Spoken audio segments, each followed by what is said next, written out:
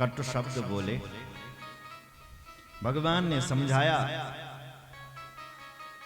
सुमंत लखनलाल जी के कटु शब्द मेरे पिताजी से मत कहना। पुण्य कछु लखन कही कटुबानी,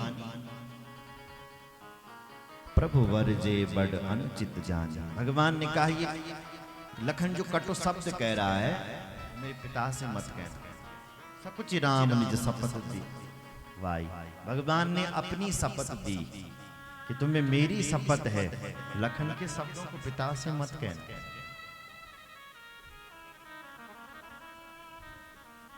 सुमंत ने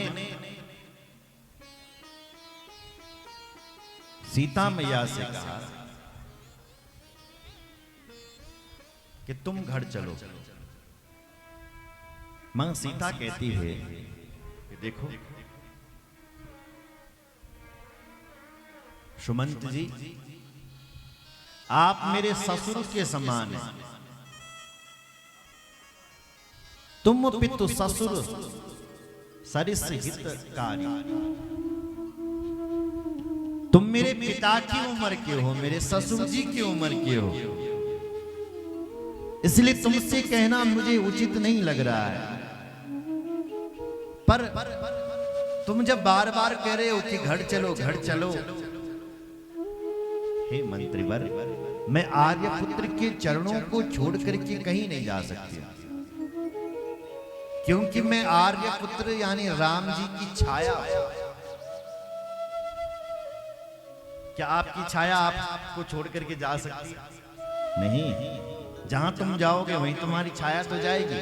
ऐसी मैं आर्यपुत्र की छाया हूं और मैं राम को छोड़ करके कहीं नहीं जा सकता। इसलिए सीता मैया ने भी प्रणाम किया और कहा मुझे क्षमा करे। और भगवान सुमंत को वहां से विदा दी और अब भगवान राम पैदल चल रहे हैं। साथ पैदल चल रहे हैं भगवान राम। आगे चले हैं प्रभु। भगवान शिव जी का अभिषेक किया है भगवान राम ने। कौन से शिव जी? पार्थिव शिवलिंग का अभिषेक। और आगे चलते चलते चलते चलते गंगा जी को पार करना था। सुनो जरा, लेकिन नाव को ढूंढ रहे हैं। नाव दिखती नहीं। गंगा जी के तट पर एक नाव खड़ी, एक केवट खड़ा। भगवान उस केवट को बुलाया, केवट भैया, लेकिन केवट सुन गए ना। मांगी नाव न केवट आना, मांगी नाव न केवट आना, मांगी नाव न केवट आना, मांगी नाव न केवट आना, मांगी नाव न केवट आना। कहीं तुम्हार मरम मैं जाना, कहीं तुम्हार मरम मैं जाना, कहीं तुम्हार मरम मैं जाना, कहीं तुम्हार मरम मैं जाना। मांगी नाव। भगवान धाव बल्लाण लग्या नाव वावते।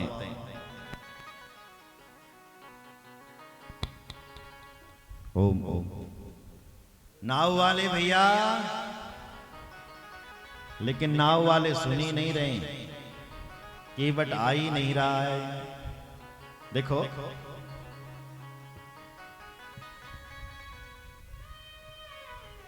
केवट, वैसे तो नाव तो बहुत थी वहां, पर केवट जब राम जी से ये निषादराज वो बात कर रहा था ना लखनलाल जी से, तो लखनलाल जी कह रहे थे कि राम साक्षात परमात्मा है, भगवान है, ये सब लीला करने के लिए आए हैं। ये देवताओं की माया है। देवताओं ने कैकेयी माता की बुद्धि को सब समझाया उसको। तो इस केवट ने सुन लिया था, क्योंकि ये कहीं आसपास ही था। तो ये दौड़ा दौड़ा अपने निषाद राज गुहू के पास आया और कहने लगा, बोले भैया मेरी आपसे एक प्रार्थना है महाराज। क्या प्रार्थना है? निषाद राज गुहू ने कहा। बोले आपने एक बार कहा था कि वरदान मांगो, आज मैं वो वरदान लूंगा। बोले क्या वरदान? बोले कल केवल गंगा जी के तट पर मेरी नाव होनी चाहिए बस। क्यों भाई? बोले महाराज अगर आप इतना कर सकते हैं तो और सब बाद में बताऊंगा। कल केवल सबको कह दो कि कोई अपनी नाव को नहीं लाएगा गंगा जी के तट पर, कोई नहीं दिखेगा, मैं ही दिखूंगा बस। निषाद राज गुहू ने कहा कि ठीक है, ठीक। तो आज कोई नाव भगवान को दिख नहीं रही है, केवल एक नाव दिख रही है, वो भी केवट। आज बुला रहे हैं लेकिन केवट आता ही नहीं। वो जब आता भी है तो कहता है मैं नहीं आऊंगा, क्योंकि मैं तुम्हारे मर्म को जानता हूं। भगवान बोले क्या जानता है तुम मेरे मर्म को? बोले चरण कमल रज कहूं सब कहूं, मानुष करनी मोरे कछु अहै। प्रभु मैंने ये सुना है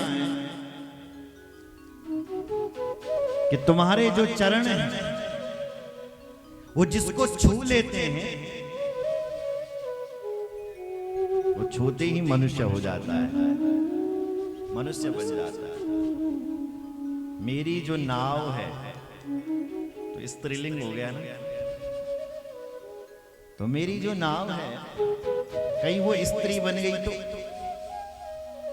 एक स्त्री भारी पड़ रही है पालने के लिए, एक और मिल जाएगी तो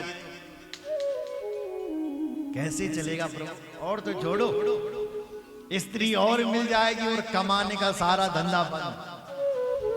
क्योंकि जिस नाव से कमाता हूं वो नाव ही स्त्री बन जाएगी, तो कमाने के सारे साधन चौपट। इसलिए प्रभु मैं आपको अपनी नाव में नहीं बिठा सकता, क्योंकि मैंने सुना है छुवत सिला